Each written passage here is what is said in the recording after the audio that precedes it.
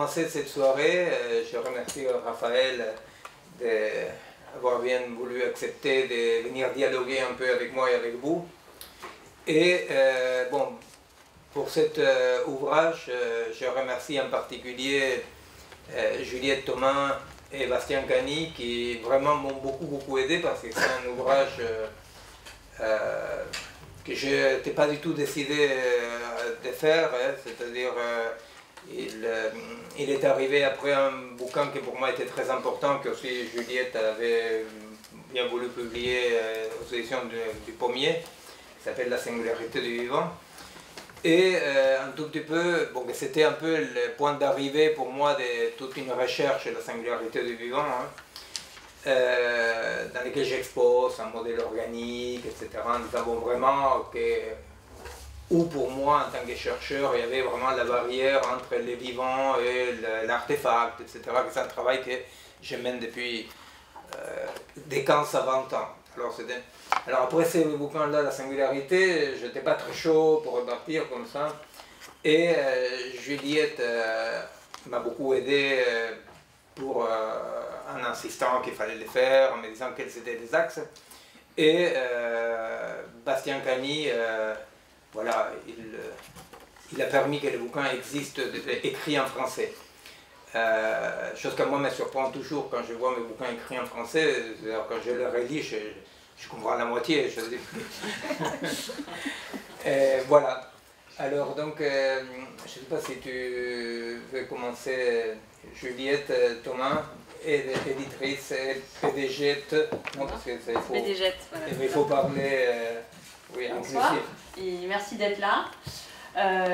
J'étais effectivement déjà là, on était déjà là l'année dernière pour la singularité du vivant et je suis très heureuse d'être de nouveau ici ce soir pour fonctionner ou exister. Et de toute façon vous allez largement l'aborder, mais c'est vrai que tout en étant dans une filiation avec la singularité du vivant, fonctionner ou exister a vraiment une existence propre et s'adresse à un lectorat.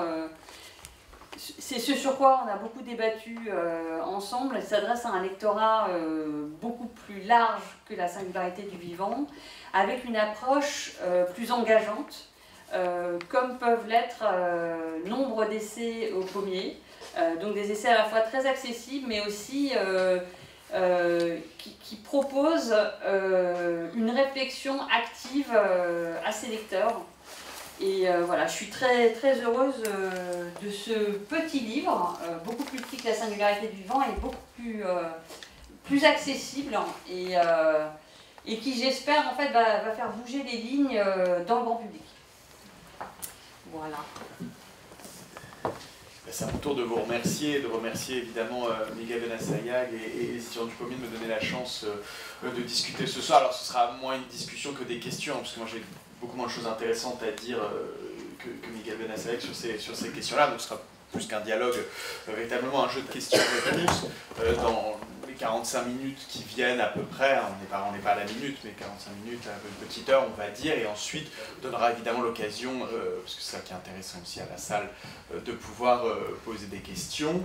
Et en effet, on a bien fait d'attendre, parce que les gens continuent d'arriver. Alors très rapidement, parce que j'ai l'impression que tout le monde est là aussi en connaissance de cause, mais peut-être qu'il y en a certains qui se sont perdus, qui ont vu de la lumière, qui faisait chaud, et que ça allait bien. Vous avez bien fait, parce que ça va être très intéressant, je pense. Je vais vous présenter rapidement Miguel Benassayag, enfin très rapidement, juste par les titres, au moins, vous êtes philosophe, psychanalyste et chercheur en épistémologie. Vous l'avez dit, vous travaillez depuis un certain temps sur cette frontière entre la vie réelle et la vie artificielle, on peut peut-être le dire comme ça. L'importance du corps dont nous allons parler est absolument centrale dans votre travail, Miguel Benassayag.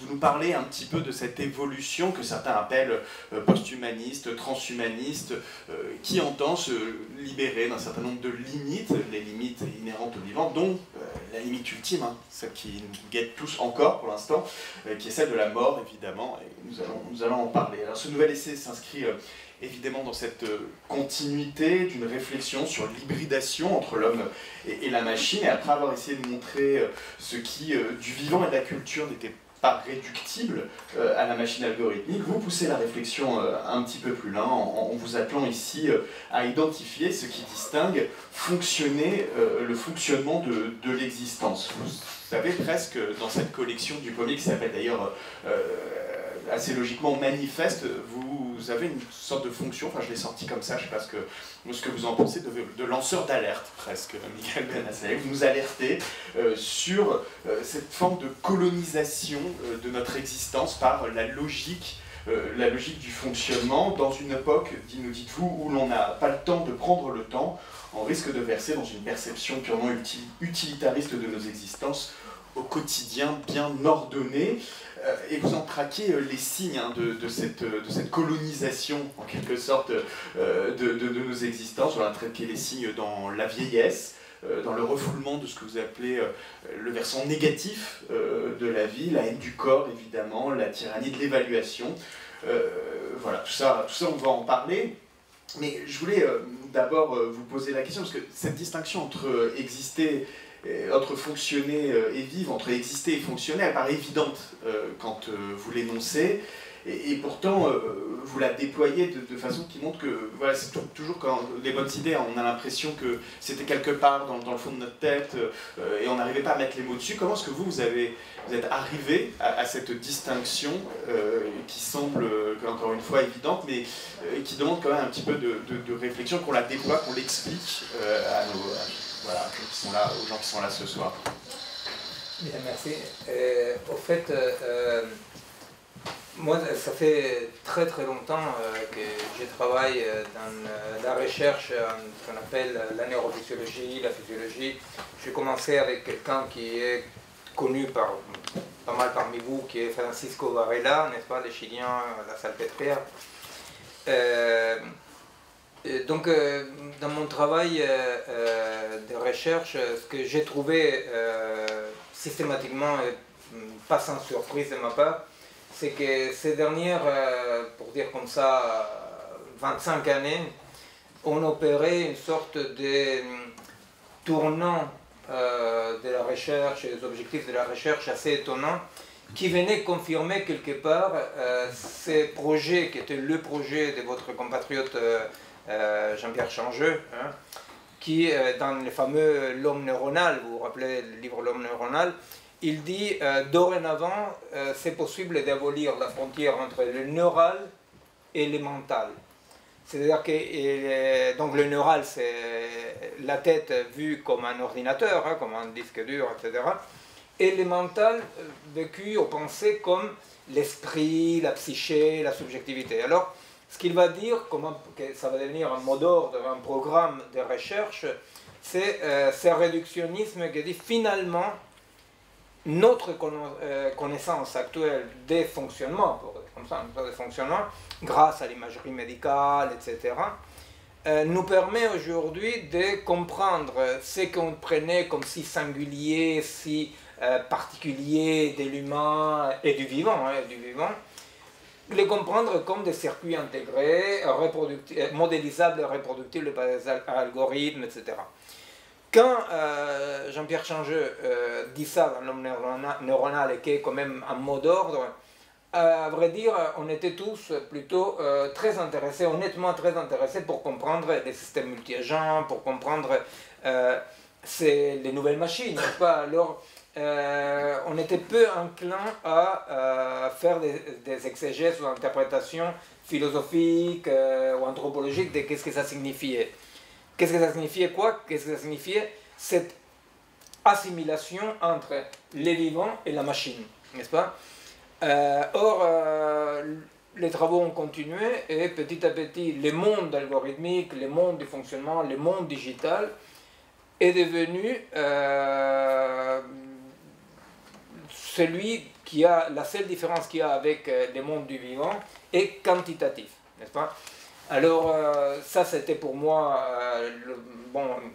un axe de ma recherche pendant des années, mais d'un point de vue plus scientifique, en biologie, d'un point de vue aussi du monde digital, de la modélisation, d'essayer de dire mais attention, parce que j'étais comme les autres, ébloui par la capacité de comprendre, grâce à l'imagerie médicale, grâce à toute la nouvelle technologie, d'une part comprendre et voir comment fonctionne les cerveaux, puisque j'ai travaillé par rapport au cerveau, mais les vivants en général. Et d'autre part, j'étais ébloui, comme tout le monde, par ce qui faisait les machines. Je me suis beaucoup amusé avec les petits robots multi-agents qui sont capables de faire des choses pour lesquelles ils n'étaient pas programmés, la théorie de l'émergence, je ne sais pas quoi. Et à partir d'un certain moment, j'ai commencé à m'inquiéter quand j'ai commencé à voir les écrits d'un très grand philosophe, épistémologue français, Jean Petitot, qui est vraiment une des grandes têtes françaises, quand il commence à écrire que nous sommes aujourd'hui en mesure de laisser derrière les mondes obscurs du concept pour aller vers la clarté des algorithmes. Ou quand il dit que nous sommes aujourd'hui en condition d'expliquer tous les phénomènes du vivant comme des phénomènes physico-chimiques, compréhensibles et physico-chimiques, etc. Alors là, j'ai commencé à me dire, bon, c'est intéressant de comprendre le fonctionnement, mais il va falloir quand même voir ici de quoi on parle. Alors, pendant toutes ces années de travail, effectivement, qui bouquin après bouquin, travail après travail, ont abouti quand même au modèle organique de la singularité du vivant. Après ça, je me suis dit, mais au fait, il faudrait quand même faire une interprétation non scientifique, mais philosophique, n'est-ce pas, anthropologique, une interprétation de ce qui est en train de se passer, n'est-ce pas, pour dire qu'est-ce qui se passe, non? Parce que je me suis trouvé dans des situations absolument ridicules, comme je racontais plusieurs fois, et je l'écris, comme quand il y a 2 ans maintenant, presque, je me suis trouvé on m'a invité, on était 6 chercheurs à Nice, il y avait les Coréens qui avaient perdu les championnats du monde de Go contre AlphaGo, la machine, et il y avait un public, et je m'excuse parce que j'ai raconté plusieurs fois l'anecdote, mais bon, voilà. Et au fait, l'objectif, c'est parce que je suis traumatisé. Vous savez, les propres du trauma, c'est qu'on revient parce qu'on n'arrive pas à y croire. Et alors, donc, l'objectif de la rencontre, on était 6 chercheurs, le Coréen, une photo de la machine et un public. Et l'objectif de la rencontre, c'était de dire est-ce qu'il y a une différence ou pas. Parmi les 6 chercheurs, 5 disaient qu'il n'y avait aucune entre le Coréen et la machine, que la seule différence était quantitative et pas qualitative.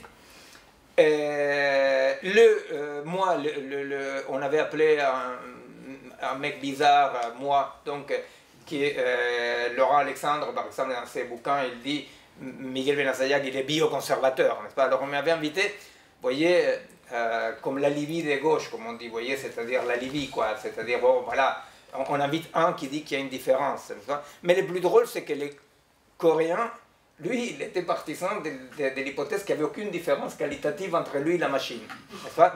Que c'était quantitatif. Bon, alors, ce type de choses, pour moi, sont des axes centraux de notre époque, des axes centraux, importantissimes.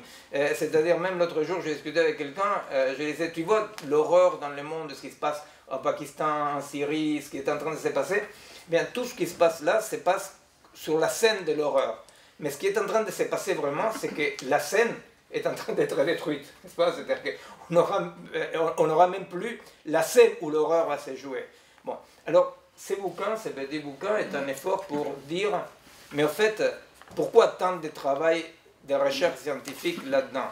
Eh bien, parce que ce qui est en train de se jouer aujourd'hui, à tous les niveaux de notre vie, est une différence entre 2 régimes, qui est le régime du fonctionnement et le régime aujourd'hui ignoré de l'existence. C'est-à-dire que tout le monde veut fonctionner, et presque personne ne se rend compte de qu'est-ce que ça serait un autre niveau, une autre chose, qu'on nommerait l'existence. Je ne sépare pas les deux. Non, bon, enfin, c'est un peu l'historique de comment... Oui, mais justement, puisque vous terminez en disant que vous ne séparez pas les deux, c'est qu'on n'a pas non plus à choisir entre exister ou fonctionner, Miguel Benassayag. À vrai dire, on pensait faire un jeu. À la fin de la soirée, on pensait dire, bon, ils se mettent à droite ceux qui sont pour le fonctionnement. Je l'ai dit toujours, c'est clair, fonctionner c'est à droite. Et ceux qui veulent exister, à gauche. Alors, non, effectivement, c'est-à-dire, il ne s'agit absolument pas de faire une différence dans le sens d'une rupture, de dire il y a le fonctionnement, il y a l'existence, n'est-ce pas? Je crois sincèrement que d'un point de vue artistique, scientifique, humain, on se rend compte qu'on décèle, on peut voir des fonctionnements, on peut comprendre des fonctionnements dans les vivants, on peut comprendre des fonctionnements. Mais dire qu'on peut comprendre les fonctionnements, dire qu'on peut agir sur les fonctionnements, ne doit pas faire oublier que ces fonctionnements-là fonctionnent sous condition de l'existence. Et l'existence n'est pas réductible à du fonctionnement. N'est-ce pas? Alors on peut peut-être prendre un premier exemple qui est celui que vous prenez dans votre livre, qui est l'exemple de la vieillesse, du rapport aujourd'hui de la société à la vieillesse, étant entendu la vieillesse comme une forme de défaut petit à petit, une sorte de sénescence programmée, de défaut progressif de fonctionnement. Et vous nous emmenez un petit peu dans une réflexion, Miguel Benassayag, justement, pour voir comment c'est un bon exemple pour comprendre cette distinction que vous faites entre fonctionner et exister. Oui, c'est parti d'un travail qu'on m'avait demandé à faire en Italie par rapport à la vieillesse, en disant, dans notre société, il y a de plus en plus de vieux et de moins en moins d'anciens. N'est-ce pas? Alors là aussi, c'est-à-dire il y a un côté, je pense, intuitif, non, dans cette différence, non? C'est-à-dire les vieux qui jouissent quand même des plans d'études, de gérontologie, des coachings, des tas de trucs comme ça. Les vieux sont ceux qui emmerdent un peu la société parce qu'ils ne fonctionnent pas bien, quoi. Ils dysfonctionnent. Ils dysfonctionnent. Alors donc effectivement, l'idée c'est de dire... alors donc il y a toute une esthétique qui dit non mais regardez, un vieux peut fonctionner encore, il peut servir à quelque chose un tout petit peu, vous voyez, c'est que, parce que je te regarde ce qu'il y a dans la pédopsychiatrie par exemple, avec l'autisme, je sais pas quoi, non, quand on dit non mais quand même, les gars il est autiste mais il peut servir, il faut voir les compétences qu'il peut avoir, vous voyez, c'est l'employabilité, non, c'est-à-dire que attention, il peut servir à quelque chose, n'est-ce pas? Alors donc, avec les vieux, avec tous ceux qui sont fragiles, tous ceux qui sont un peu de côté, on essaye de créer une esthétique, de dire, non mais ils peuvent fonctionner, ça peut servir, vous voyez, par exemple, un autiste peut servir comme oscillateur, vous voyez, c'est-à-dire comme ça, sur une porte, vous voyez, même en suivant par rapport aux portes, un vieux pourrait coincer une porte, je sais pas, c'est-à-dire, si on veut avoir un peu de bonne volonté, tout le monde peut fonctionner. Or, le problème c'est que les vivants ne correspondent pas à cette dynamique-là.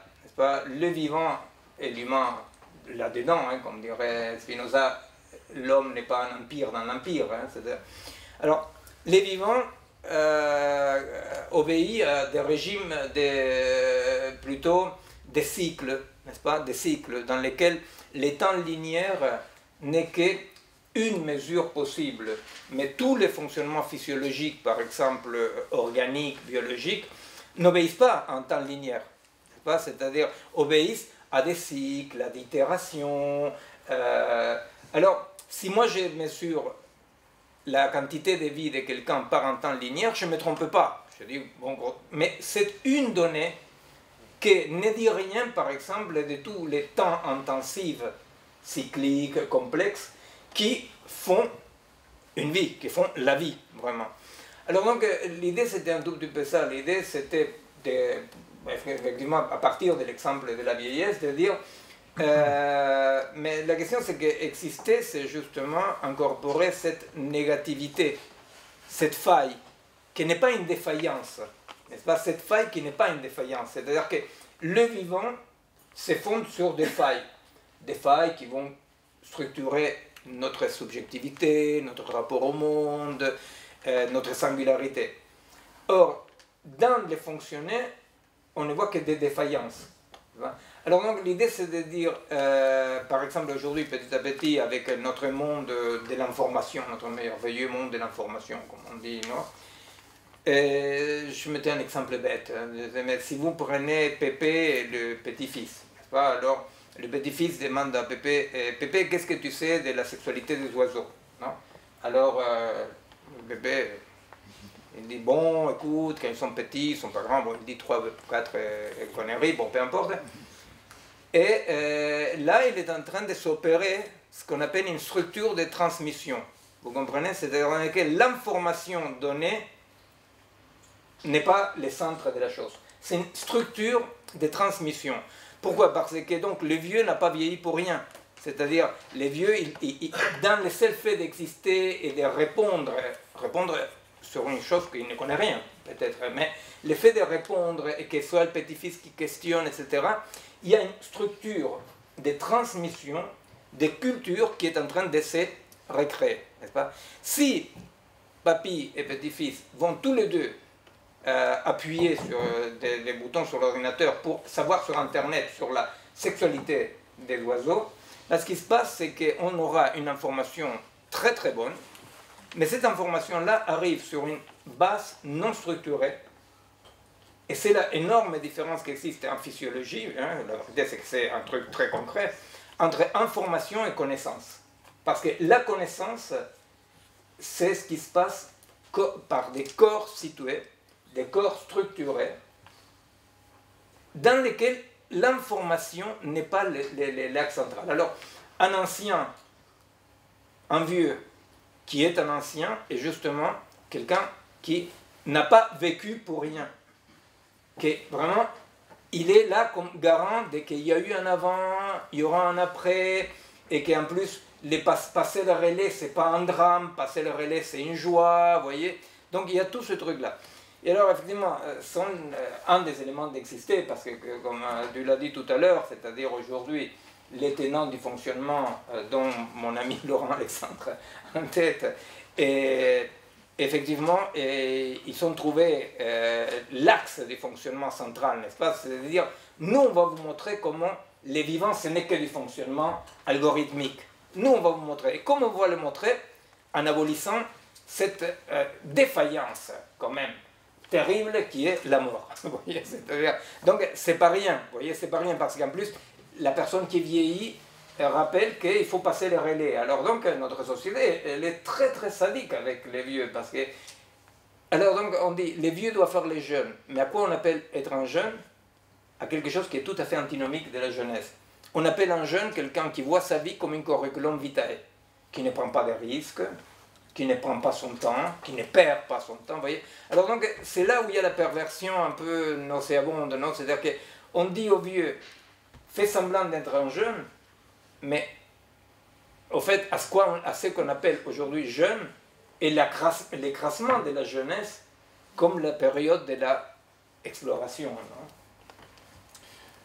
Vous avez parlé du temps linéaire, Miguel Benassia, que vous opposez en quelque sorte à ce temps un peu plus circulaire que vous venez de nous décrire. Le temps linéaire, c'est évidemment le temps du progrès. En tout cas, c'est comme ça qu'on l'a perçu pendant très longtemps. Et vous dites dès le début qu'on aime bien se percevoir, en tout cas notre civilisation occidentale aime bien se percevoir comme orpheline justement d'une civilisation qui croyait dans le futur, en pensant à demain. Et vous nous dites, malgré tout, on échoue à penser aujourd'hui. Alors, cette dimension temporelle, cette dimension linéaire, comment est-ce qu'elle s'inscrit dans toute votre réflexion? On l'a bien entendu, qui est ancrée aussi dans une forme de corporéité, voilà, de l'importance aussi de se sentir dans un corps et comme un corps. Oui, au fait, il y a deux théories ou deux tendances, disons, deux visions complémentaires et différentes de la rédemption du monde. Une est celle de la providence. Qu'est-ce qu'elle dit la providence? La providence, dans toutes les religions, et surtout les monothéistes, mais pas que, il dit il y a une raison, au fond, non? Tout ce qui arrive pour quelque chose, et alors tout mot apparaît comme un mal pour celui qui ne voit pas la totalité, mais c'est un bien à la fin, n'est-ce pas? C'est pour ça que c'est quand même un peu difficile de dire, bon, mais en quoi c'était bien l'Holocauste, en quoi c'était bien les massacres de Cambodge, en quoi vous voyez. Mais l'idée de la providence, c'est quand même que d'une façon ou d'une autre, ça s'équilibre. D'une façon ou d'une autre, ça s'équilibre. Bon. De l'autre côté, effectivement, donc disons que la providence est l'idée d'une harmonie transsituationnelle, et la modernité a créé une nouvelle version de la providence, donc que tout mal est pour un bien, et que les biens, voilà. La modernité a créé une nouvelle version de la providence qui est la téléologie, l'historicisme. C'est-à-dire de dire que finalement, tout mal, dans la vision dialectique hegelienne ou marxiste, ou même dans le positivisme, non, tout mal est nécessaire pour que les biens supérieurs adviennent. Vous voyez, c'est-à-dire que, donc, il y a deux théories, une du temps circulaire et l'autre du temps linéaire, que toutes les deux partent d'une providence ou de, disons, que finalement, comme dans les films de Hollywood, ça finit bien. Ça finit bien. Or, la question, c'est qu'effectivement, aujourd'hui, la foi dans les progrès technologiques, non, qui était au fond de la providence moderne, pour dire comme ça, non, la technologie, la fin de cette vision du progrès qui a plongé notre société dans un doute terrible, hein, c'est-à-dire dans un doute terrible et dans une explosion de jouissances barbares de tous les côtés, hein, c'est-à-dire que tout à coup l'horizon qui est une promesse devient tout noir. Alors, bon. Alors cette croyance dans les progrès était reprise tout entière, hein, sans métaboliser, sans solution de continuité, par l'innovation technologique, n'est-ce pas? C'est-à-dire que tout à coup, toute innovation technologique apparaît pour les commandes des mortels comme un remake, non, à mieux du progrès, du vieux progrès, n'est-ce pas? Or, c'est là où il y a un problème, parce qu'effectivement, d'abord, nous sommes une civilisation qui doit repenser les temps, hein, qui doit vraiment repenser les temps, et deuxièmement, on n'a pas le temps de repenser les temps parce que l'innovation a repris la promesse du progrès, n'est-ce pas? Or, c'est pour ça que c'est très important de dire l'innovation, ce n'est pas un progrès. Parce que les progrès hegeliano-marxistes, même darwiniens quelque part, il est censé, il a un sens. En tant que l'innovation est absolument asémantique. Vous voyez, c'est-à-dire, c'est pour ça que quand on dit que si on est technophobe, on n'est ni technophobe ni technophile. Ça dépend. Ça dépend qu'est-ce qu'on fait avec l'appareil. Alors, ça d'un côté, mais pour penser les temps aujourd'hui, c'est vrai que moi je crois qu'il est très important d'avoir une pensée quand même de la complexité cyclique du temps, parce qu'effectivement en biologie il y a des choses qui sont très étonnantes et que je pense que se reproduisent d'une façon différente culturellement, tout à fait différente, mais quand même qui sont certains rapports de parallélisme, qui est le fait qu'il existe un temps intensif. Vous voyez ?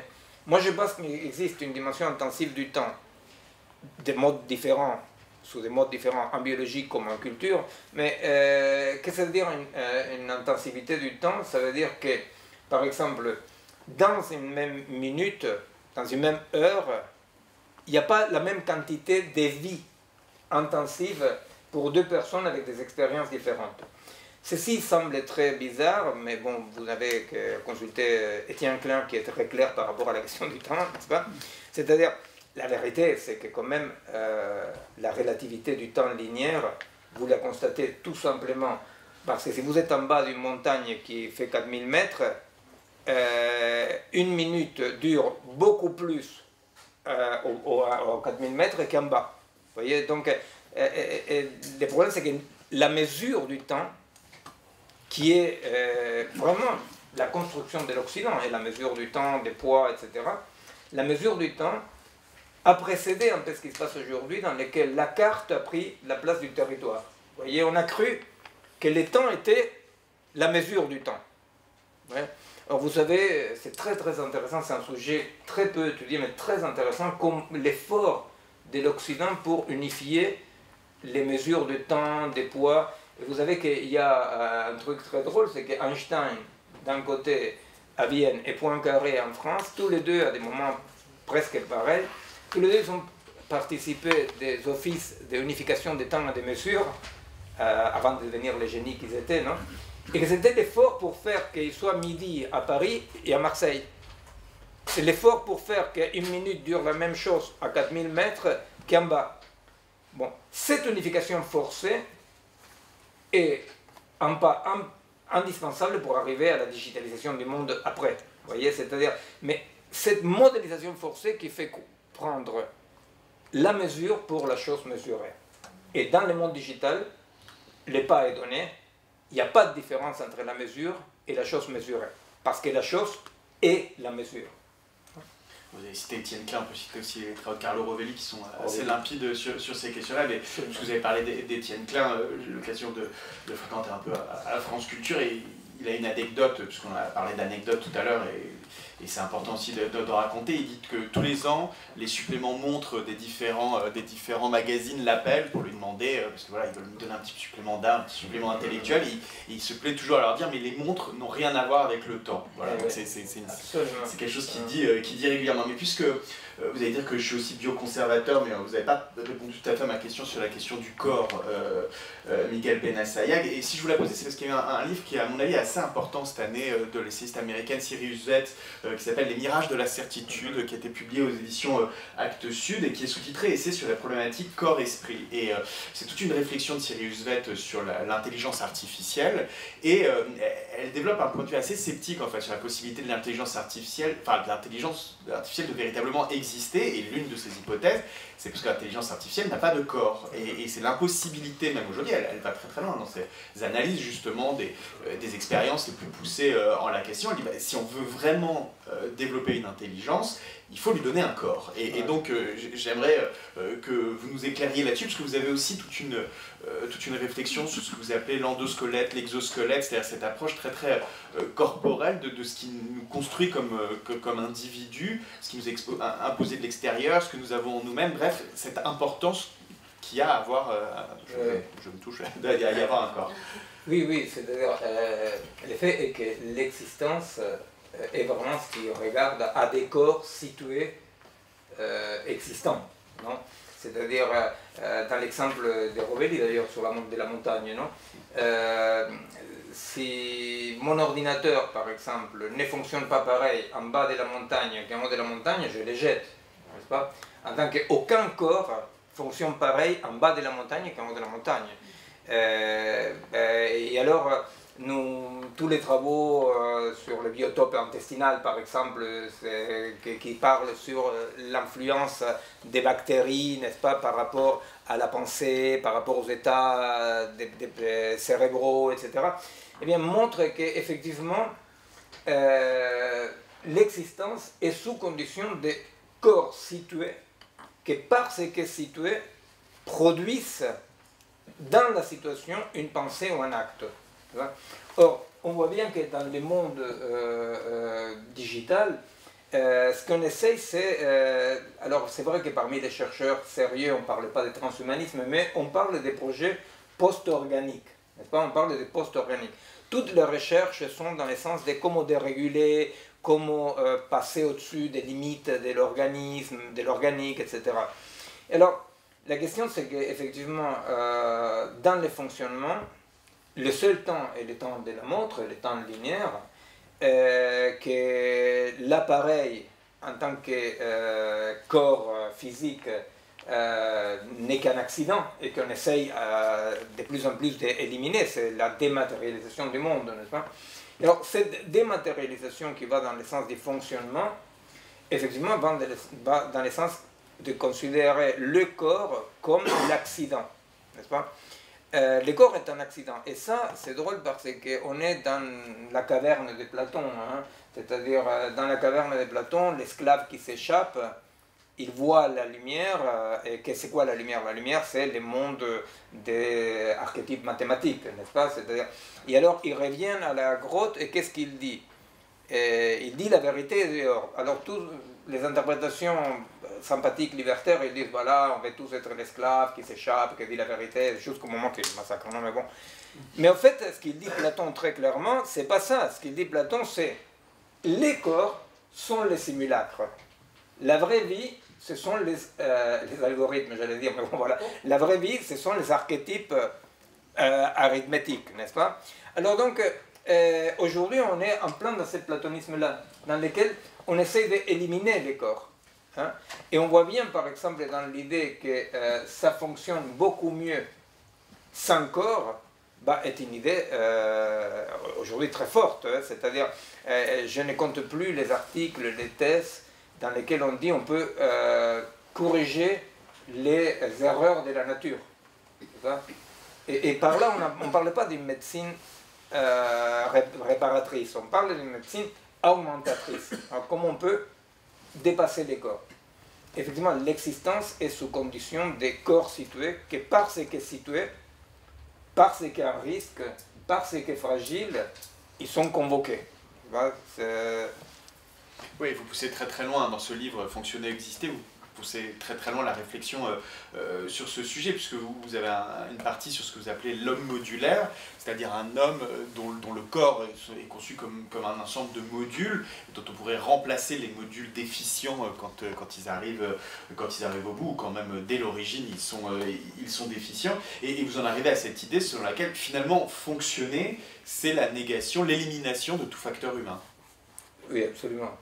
Les projets de recherche actuels, c'est celui-là, les projets de recherche actuels, de voir comment petit à petit, en modélisant les fonctions organiques, biologiques, on peut les reconstruire sur d'autres bases, ni plus ni moins que le projet central de la biologie de synthèse. La biologie de synthèse qui dit qu'on peut changer les macromolécules de l'ADN par d'autres macromolécules supérieures, n'est-ce pas? C'est-à-dire, alors donc, oui, effectivement, il y a cette idée quand même de qu'on serait à la veille de ce qu'ils appellent une nouvelle singularité, une vie sans limite, et qui serait sur d'autres bases, c'est-à-dire sur d'autres bases matérielles. Alors, tout ce qu'on a dit là depuis le début, Miguel Benassayag, correspond bien aussi à votre précédent ouvrage. La spécificité de celui-ci, c'est aussi que, je l'ai dit tout à l'heure, je parlais de vous comme une sorte de lanceur d'alerte, c'était aussi pour attirer l'attention sur cette dimension sociale, en tout cas l'intérêt aussi pour l'organisation sociale qui découle de tout ce que vous venez de dire. Et donc il y a un certain nombre de réflexions à ce titre-là. On peut en prendre un certain nombre, une réflexion sur le tragique, une réflexion sur la négativité. Peut-être, puisque c'est vraiment central dans votre propos, cette idée d'une société qui est embarrassée avec la négativité, c'est-à-dire la modernité refoule toute forme de négativité. Évidemment, comme tout ce qui est refoulé, ça revient sous une autre forme et une forme très très violente. Est-ce que vous pourriez développer un peu cette idée-là? C'est-à-dire d'abord nous expliquer en quoi, selon vous, il y a une forme de refoulement de cette négativité. On est embarrassé avec la négativité ultime étant évidemment la mort, et comment ça revient sous d'autres formes que vous identifiez comme l'identitarisme, comme l'islamisme radical. Voilà, vous identifiez clairement comme cela. Oui, la modularisation du vivant, de l'homme, consiste à ça, consiste effectivement à nier ces côtés intégrés de l'existence, n'est-ce pas? Or, intégrer veut dire la non-identité de A avec A, n'est-ce pas? C'est quoi la non-identité? Ça veut dire que quand moi je modélise une fonction, je dis le cœur sert à ça, si je dis le cœur sert à bomber le sang, je ne me trompe pas. Si je dis le cœur sert qu'à bomber le sang et j'ai trouvé à quoi ça sert le cœur, je me gourre, n'est-ce pas? Pourquoi? Parce que la modularisation trouve dans la limite dans cette réalité de l'existence qui est intégrer la négativité. Mais la négativité, ça veut dire le négatif dans le sens de ce qui est mauvais ou moche, n'est-ce pas? La négativité veut dire cette non-identité, ce décalage toujours de tout ce qui existe avec soi-même, n'est-ce pas? C'est-à-dire que tout ce qui existe, nous disons, moi je suis un homme argentin.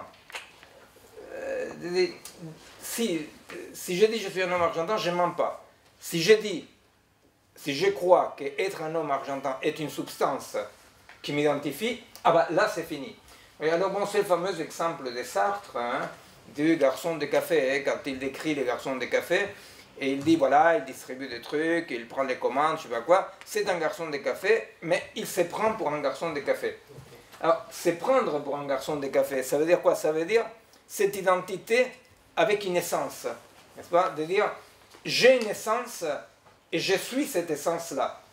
Et l'essence, dans ce sens-là, précéderait l'existence, n'est-ce pas? C'est-à-dire, je suis un homme, je suis un musulman, je suis un blanc, je suis une femme, je suis un argentin, peu importe, n'est-ce pas? Je suis un garçon de café, c'est-à-dire qu'il y aurait des essences modulaires qui nous constituent, et dans toute situation, de toute façon, ce que je suis est déjà donné depuis toute l'éternité, puisque les essences sont éternelles, est déjà donné depuis toute l'éternité, et donc je peux me passer, je peux m'absenter des situations, des défis situationnels, parce que de toute façon, dans toute situation, je vais fonctionner d'après mon essence. Vous voyez?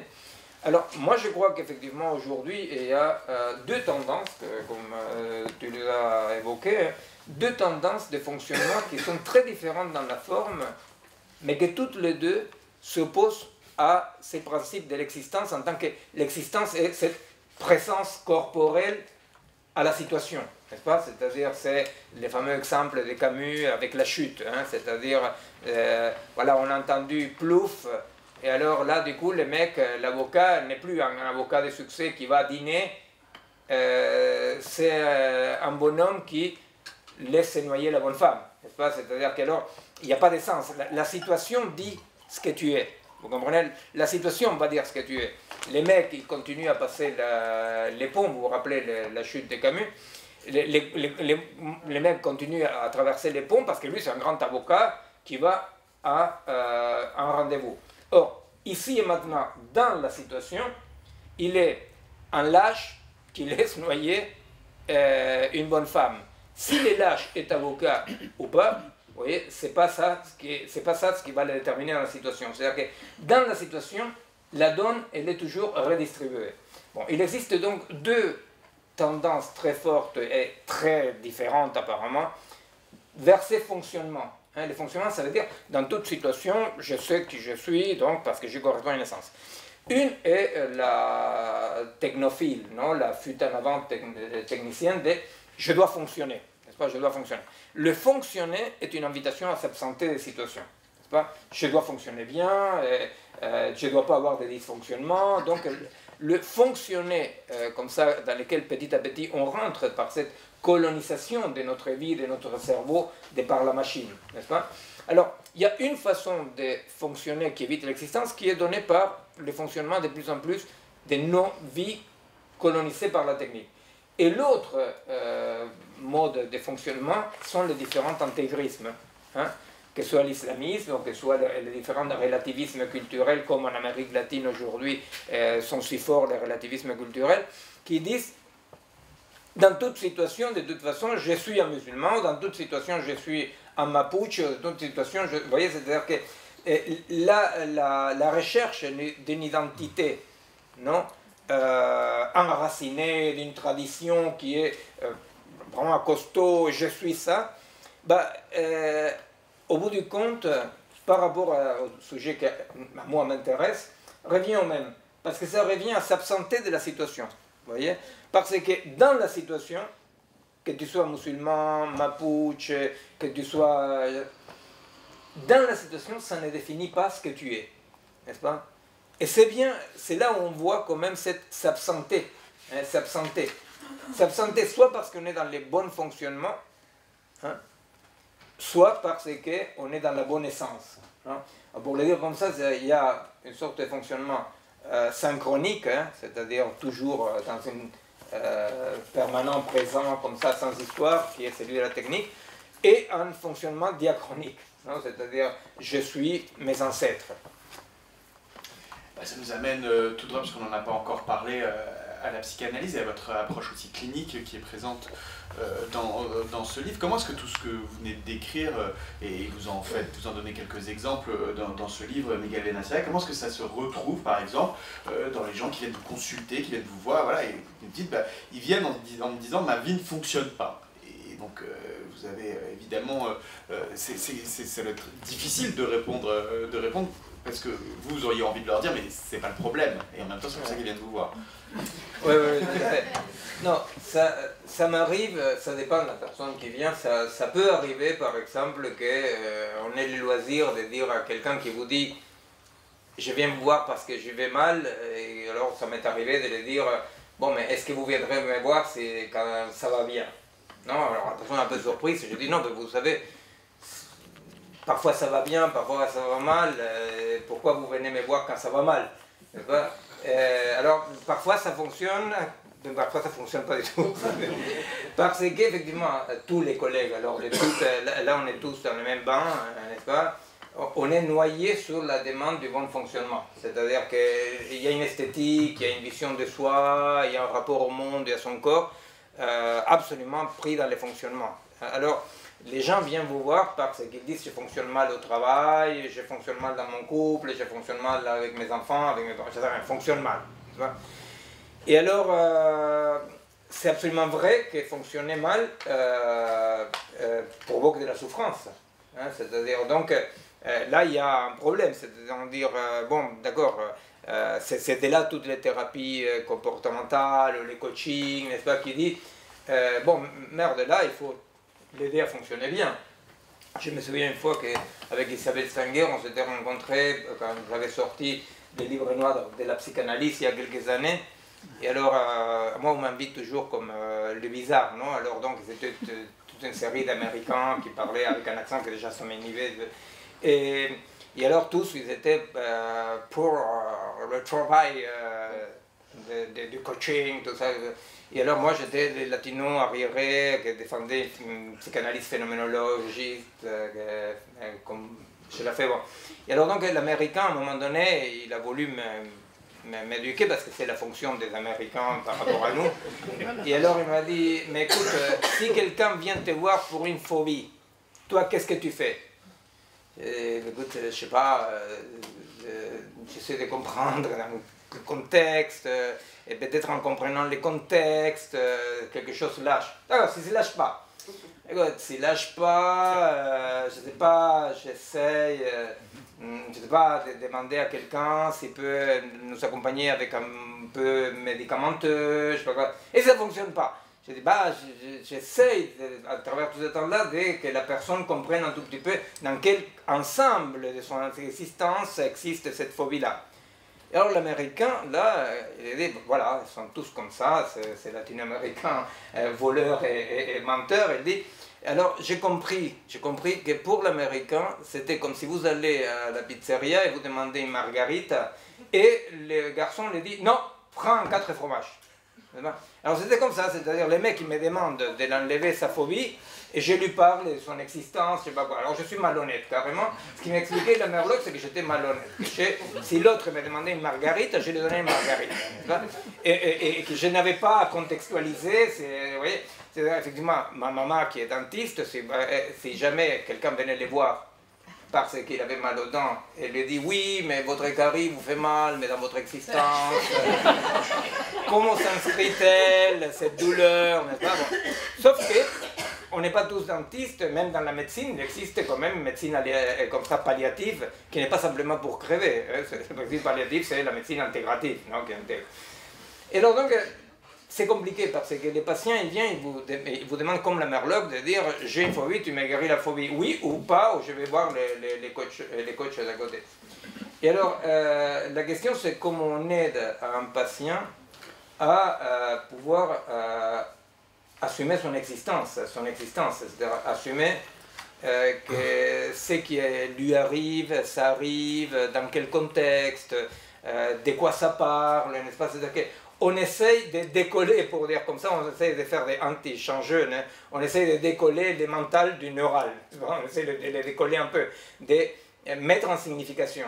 Pourquoi? Parce que nous sommes convaincus que dans 5% des cas, quand on arrive à faire ça, les symptômes lâchent un peu, disons, pour être optimiste dans la psychanalyse. 5% des cas, si l'autre commence à exister un peu plus, dans 5% des cas, en plus, bonus, la raison pour laquelle il est venu nous voir s'arrête. Mais bon, c'est un boulot parce qu'effectivement, il y a toute une esthétique du fonctionnement. Et moi, ce que je te racontais tout à l'heure, c'est-à-dire, j'ai beaucoup du mal à expliquer parfois aux patients, mais je me souviens d'un patient en particulier, auquel je lui disais, non mais mis à part le plaisir, il y a d'autres moteurs dans la vie. Alors vraiment les gars ne comprenaient pas ce que je lui disais, mis à part le plaisir, Quoi? Ils me regardaient un peu bizarre, ça aurait des plaisirs un peu bizarres, où ça appartient à un secte, les gars, non? Et je dis, non, mais il y a un autre régime de fonctionnement. Alors un jour, il a réfléchi, il m'a dit, oui, je comprends, ce que vous dites, c'est que si je me prive d'un plaisir aujourd'hui, j'aurai un plaisir beaucoup plus grand demain. Je dis, non, vous n'avez toujours pas compris. Alors, effectivement, l'idée, c'est comment nous pouvons exister dans un régime de vie dans lequel plaisir ou déplaisir, bonheur ou malheur arrive de surcroît en faisant notre vie.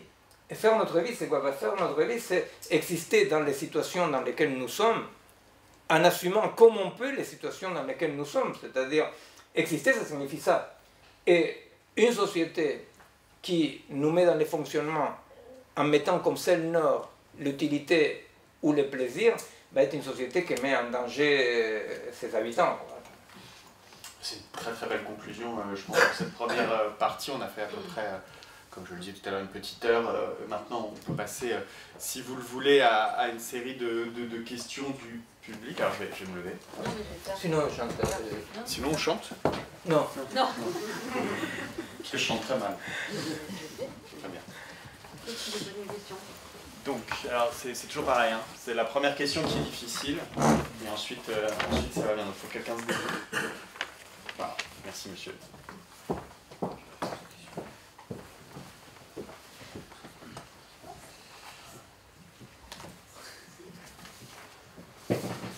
Bonsoir, merci. Ma question porterait peut-être sur ce que vous avez dit à la fin. Il y a un livre qui est sorti récemment sur la tyrannie, on va dire, du bonheur, justement, où on nous impose ce bonheur, cette recherche du bonheur comme une idéologie. Je voulais savoir si vous, justement, cette quête effrénée du bonheur avait un côté, justement, tyrannique, précisément. Voilà, quel est votre avis sur cette tendance, cette mode actuelle à la recherche du bonheur en toute chose? J'imagine que ce livre d'Eva Illouz, dont vous parlez, qui s'appelle Apicratie, en effet, et qui montre comment il y a une certaine façon dans cette recherche du bonheur, c'est aussi une façon, comment dire, de contrôler les comportements et de contrôler la société. Miguel Benassayag. Oui, au fait, il y a très longtemps, il y a 25 ans environ, j'avais publié avec Edith Charlton un livre qui s'appelait La critique du bonheur. Hein. Je me souviens que je l'avais sorti, mon papa m'avait dit, mais vous... C'était ma femme, Charlton, alors, mais vous faites ça, cette critique dans les bonheurs. J'étais très inquiet. Parce que la critique du bonheur, ça semblait comme encore très bizarre. Ces mecs, quoi, ils veulent être malheureux. Bon. Non, moi je pense effectivement que bonheur ou malheur sont des considérations absolument non mesurables et surtout qu'on ne peut pas viser les bonheurs. Il me semble évident. Donc c'est impossible d'avoir comme objectif le bonheur autrement qu'en se condamnant au malheur permanent. Non, c'est-à-dire parce que bonheur et malheur arrivent de surcroît.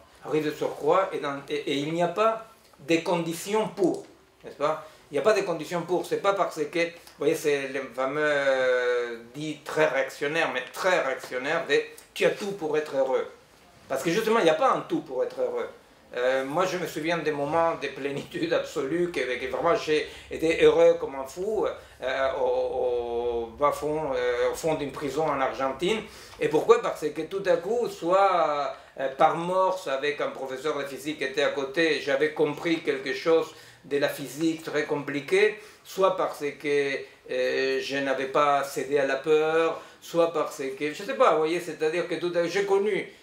Et en revanche, j'ai connu des moments très malheureux dans l'image occidentale stupide au bord d'une piscine, comme on dit. Voyez, donc, bonheur ou malheur arrive de surcroît. Or, justement, là, il y a une tentation d'emprise, n'est-ce pas, de dire on peut être heureux, on doit être heureux. Et alors, comme les gens ne peuvent pas être heureux, c'est leur faute, n'est-ce pas? C'est-à-dire, c'est la méritocratie. Hein, c'est-à-dire, si tu n'es pas heureux, si tu es chômeur, si tu es malade, si tu vieillis, c'est ta faute. Parce que la société te donne les moyens d'être heureux.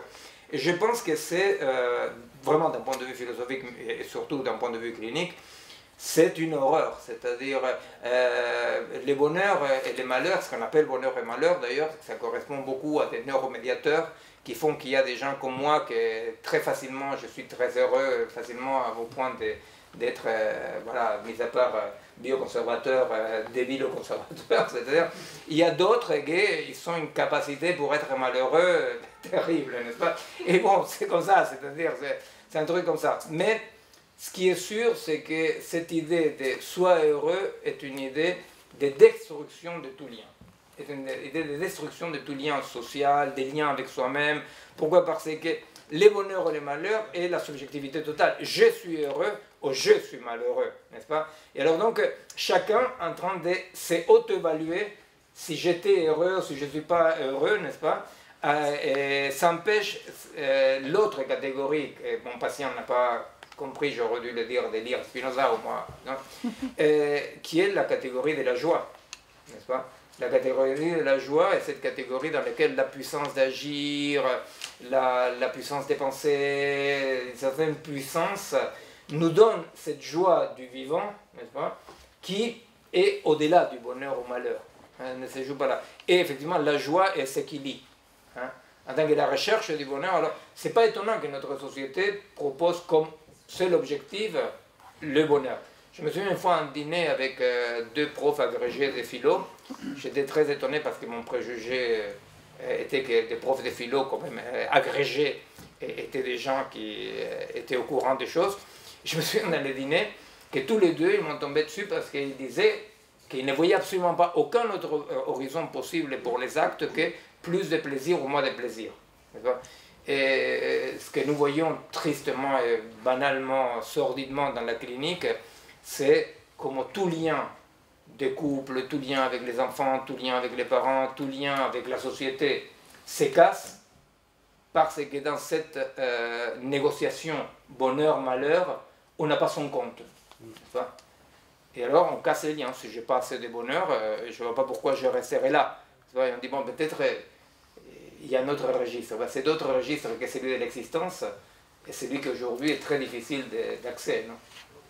Oui, juste pour rebondir sur ce que vous venez de dire, il y a un aspect qu'on n'a pas évoqué de votre livre, c'est cette réflexion sur cette espèce comment dire, de slogan, on peut l'appeler comme ça, qui traverse notre société, qui est le slogan « le tout est possible ». Il y a même un slogan, le slogan de Nike, c'est « just do it ». Il suffit d'avoir envie de le faire pour pouvoir le faire. Et vous expliquez qu'en fait, si tout est possible en théorie, tout n'est pas possible en vie.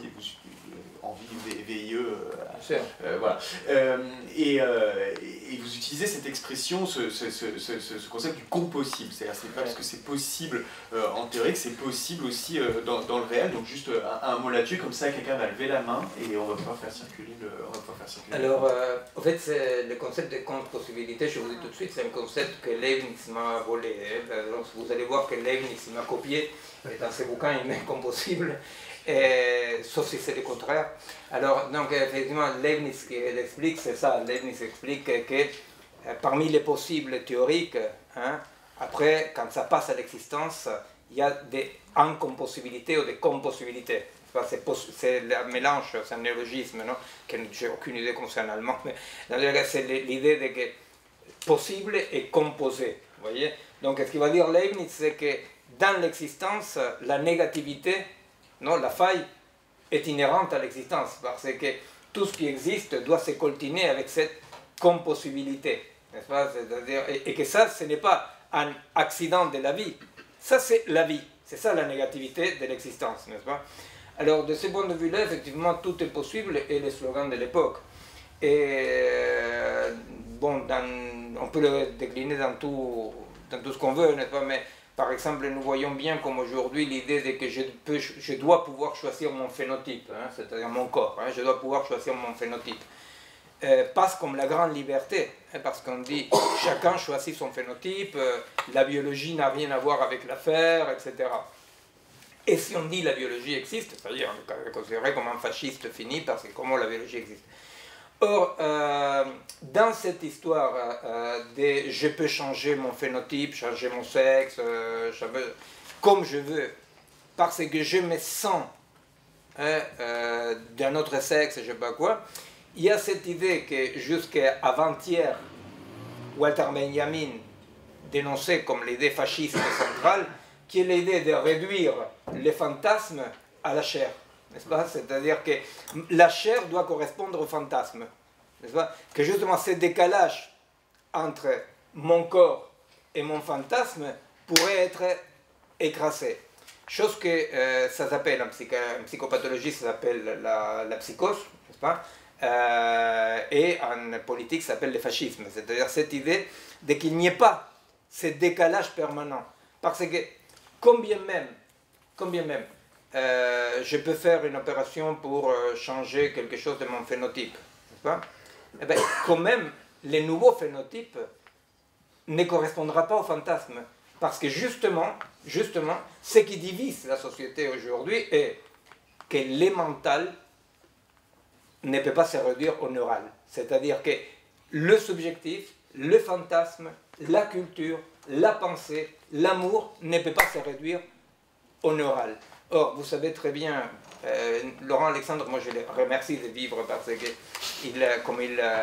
c'est la caricature totale de l'horreur, et il s'occupe d'écrire tous les horreurs. Alors vous savez que dans un dialogue avec mon ami Jean-Michel Besnier, il parle des machines à faire l'amour. C'est-à-dire, alors, lui il explique qu'avec une machine de faire l'amour, effectivement, aujourd'hui la cartographie du cerveau permet de voir quels sont les circuits qui se mettent en branle quand il y a un orgasme, quand il y a un désir. On peut cartographier tout ça, on peut activer tout ça de façon virtuelle, n'est-ce pas? Et alors donc, les mecs, il dit, voilà, avec une machine, on peut faire l'amour. J'ai toujours dit que Madame Alexandre devait faire un procès à Laurent, n'est-ce pas? Parce que les mecs, ils écrivent partout, ils crient partout qu'il fait mieux l'amour avec une machine avec sa femme, c'est vraiment honteux. Mais bon, mis à part ça, on voit bien que ce qui est en train de dire ces crétins, c'est ni plus ni moins qu'il n'y aurait aucune différence entre les circuits effectivement existants comme soubassement matériel et ce qu'on appelle faire l'amour. Vous comprenez? C'est-à-dire que les mecs, ils disent, bah, je ne vois pas de différence sauf quantitative et à la faveur de la machine. Non? Alors c'est là où le tout est possible est un problème culturel, anthropologique.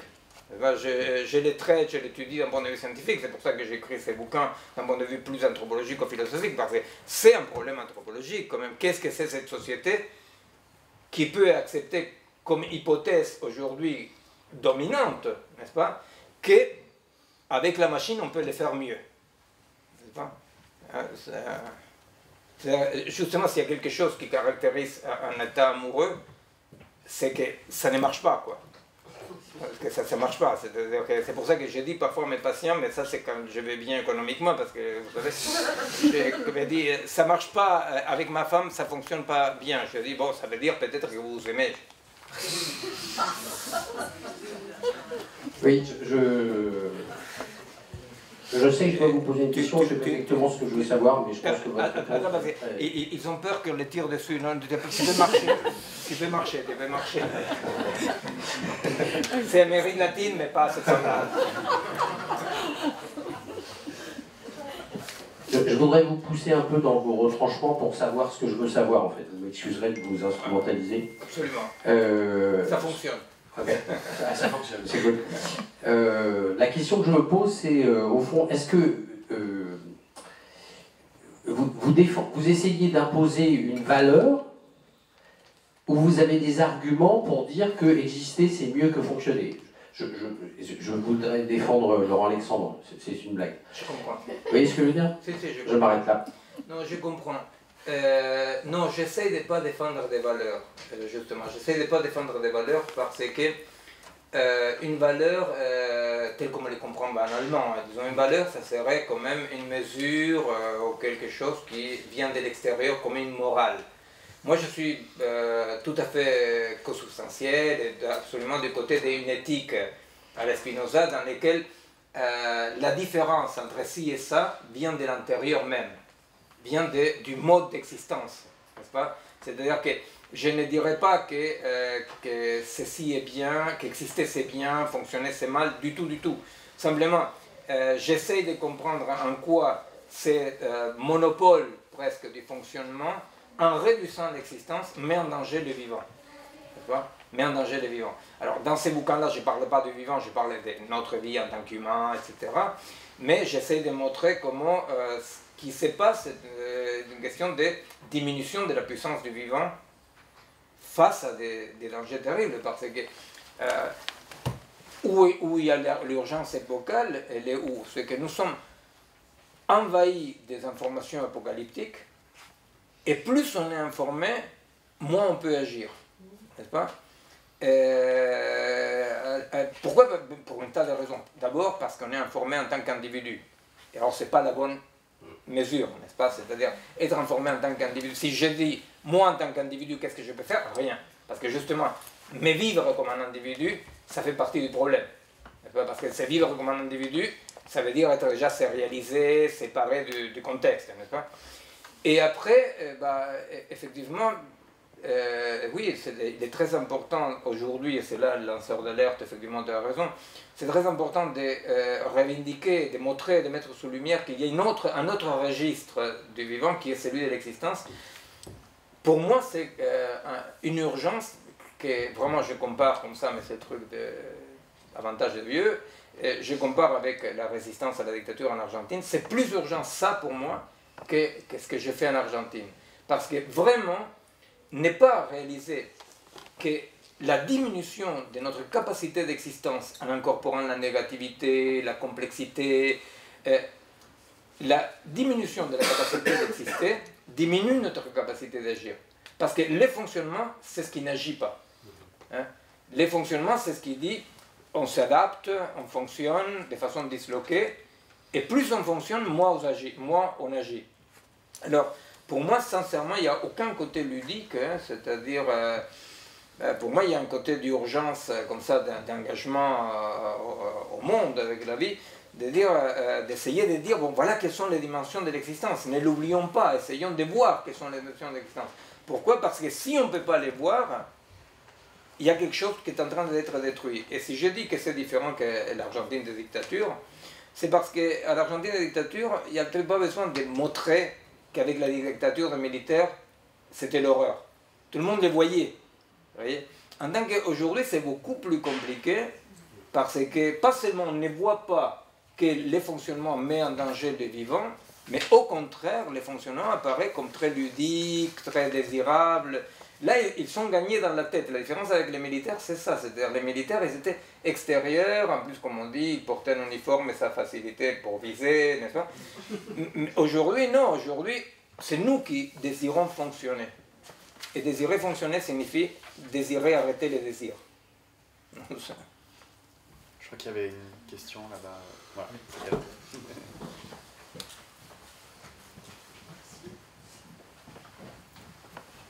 Vous pouvez marcher, personne ne va tirer. Oh, j'ai un public vraiment qui va de 8 à 88 ans. C'est dingue. Aussitôt on parle d'existence. Oui, en vous écoutant parler tout à l'heure du rapport au temps, et du rapport à l'amour, du rapport au temps, il m'est revenu deux choses. D'abord ce proverbe africain qui dit vous avez la montre, nous avons le temps. Et ensuite cette phrase, alors je crois que c'est attribué à Deng Xiaoping, qui m'a demandé qu'est-ce que vous pensez de la Révolution française et qui a répondu trop tôt pour le dire. Bon. Tout ça pour dire que on peut avoir sur d'autres continents, dans d'autres systèmes de référence que notre civilisation occidentale, d'autres rapports au temps.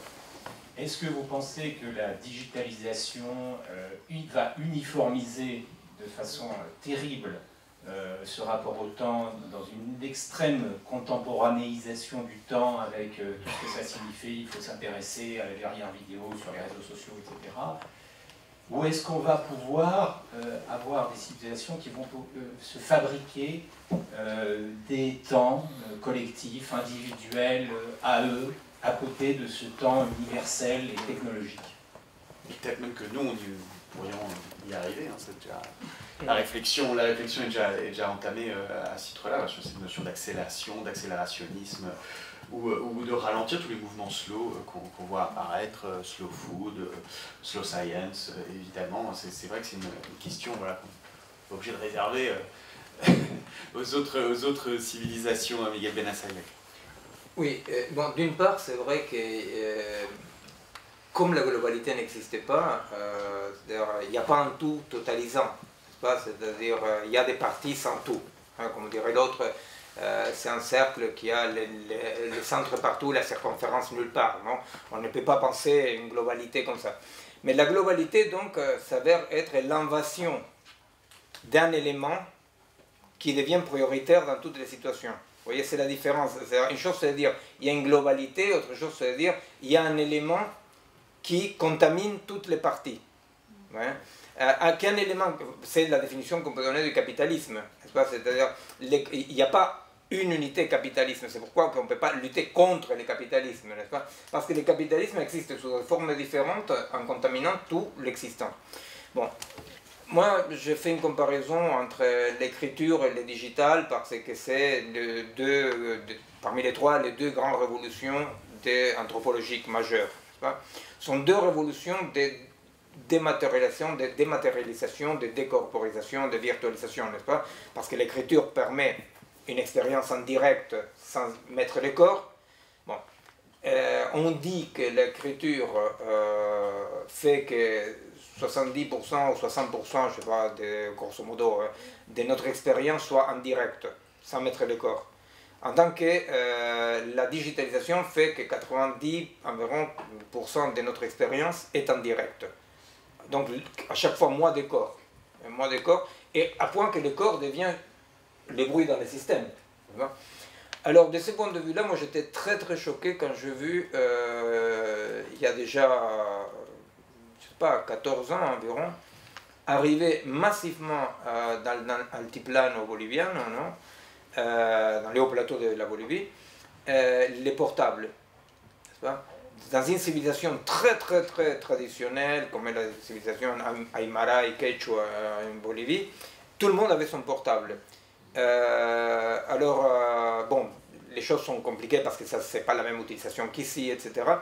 Mais moi je crois quand même, oui, que la digitalisation, à différence de l'écriture a 3500 années environ, la vie, la culture a pu plus ou moins maîtriser l'écriture, n'est-ce pas? C'est-à-dire, on continue à dire c'est écrit, on lui donne une importance, mais quand même, on voit bien que la vie ne passe pas par l'écriture. Et pourtant, il y a, je ne sais pas, un tas d'écrivains qui ont essayé de faire les livres total, n'est-ce pas?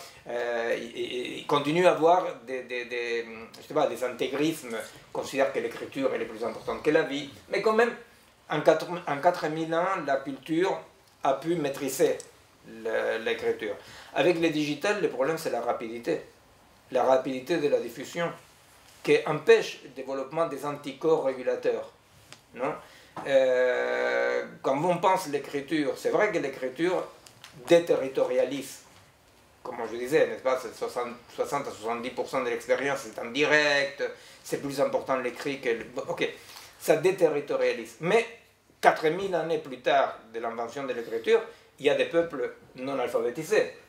Et il y a des nations entières semi-alphabétisées. Où il y a cette fameuse truc que je cite toujours, je m'excuse, mais c'est une expérience en Argentine, je cite des expériences en Argentine pour parler de pays intéressants, vous voyez, parce que... alors, il s'avère qu'en 1880, à l'époque de l'émergence des États-nations, des jeunes progressistes de Buenos Aires sont allés alphabétiser les gauchos et les Indiens. Et ils sont revenus avec une surprise totale, parce qu'ils allaient, c'était des jeunes progressistes, influencés par les socialistes utopiques, etc. Et alors, la réponse unanime qu'ils ont eue, mais il n'y a pas eu un congrès des gauchos et indiens, tout le monde répondait ça, c'était incroyable, incompréhensible. Tout le monde répondait, parce qu'ils disaient, tu dois apprendre à lire et écrire, parce que comme ça, les salopards, ils ne pourront pas t'avoir, non? Tu pourras comprendre, voilà. Et la réponse massive était, si on apprend à lire et écrire, là, ils vont nous avoir. Il a fallu aux Français, nous on l'a compris, vous voyez, il a fallu aux Français attendre un siècle jusqu'à que Foucault explique les rapports entre pouvoir et savoir. C'est-à-dire que si tu avales les savoirs du dominateur, tu t'avales aussi la structure de pouvoir. Non? Donc ces Indiens-là avaient compris que apprendre à lire et écrire, ce n'était pas une garantie de ne pas être colonisé, c'est peut-être une accélération de la colonisation. Bon, ça ne veut pas dire qu'il ne faut pas... C'est pas une apologie de l'analphabétisme. Mais qu'est-ce qui s'est passé? C'est passé qu'on peut apprendre à lire et écrire et résister. On a trouvé les modes en étant alphabétisé, résister. Le problème avec le monde digital, c'est la rapidité qui ne permet pas ni des anticorps spontanés comme celui-là, ni encore moins l'émergence des gens digitalisés, comme nous, alphabétisés, et qui pourtant résistons. Alors, de ce point de vue-là, le relativisme culturel, qui est quelque chose, de mon point de vue, inacceptable, de tout point de vue inacceptable, même quand c'est présenté sous des positions plutôt, je ne sais pas, gentilles, comme la ethnopsychiatrie, je pense que ce qu'il y a derrière le relativisme culturel, ce qu'il y a derrière, en tous les cas, n'est pas acceptable, n'est-ce pas? Mais quand même, c'est vrai qu'il ne faut pas jeter les bébés avec l'eau du bain. Parce que c'est vrai que dans d'autres cultures, qui n'ont pas été tout à fait colonisées jusqu'au fond, il existe, non, des régimes de vie avec d'autres temporalités. Non, mais bon, voilà, la réponse est un peu ça. Je crois que les dangers est la rapidité. Les dangers et la rapidité. J'espère que les jeunes générations qui sont nées digitalisées, j'espère qu'ils trouveront des modes d'utilisation transgressifs du digital. J'espère qu'ils trouveront des modes transgressifs. C'est là où je ne suis absolument pas technophobe. Moi, je pense que la technique est une réalité et qu'on ne peut pas regarder le futur avec un rétroviseur, n'est-ce pas? Mais mon espoir à moi, puisqu'il n'y a pas de peuples analphabétisés, dans le sens de non digitalisés. Le digital a pris tout. Mais j'espère quand même qu'il y aura des pratiques de plus en plus des hackers, des jeunes qui sont nés digitalisés et qui sauront construire une autre intégration organique qui incorpore le digital.